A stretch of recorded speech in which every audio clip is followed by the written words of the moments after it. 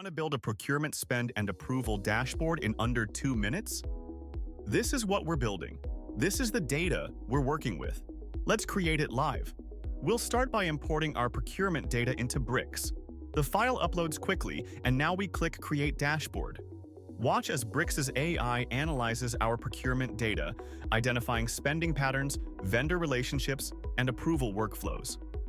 The system intelligently generates multiple visualizations, including monthly spend trends, category breakdowns by approval status, vendor distribution charts, product unit analysis, and order approval tracking over time. It's also creating summary tables for approval status insights and top products by spend value. Perfect. Our procurement spend and approval dashboard is complete with 5 interactive charts and 2 data tables.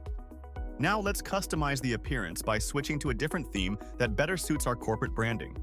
Presentation mode transforms our dashboard into a full-screen experience perfect for executive meetings and stakeholder presentations.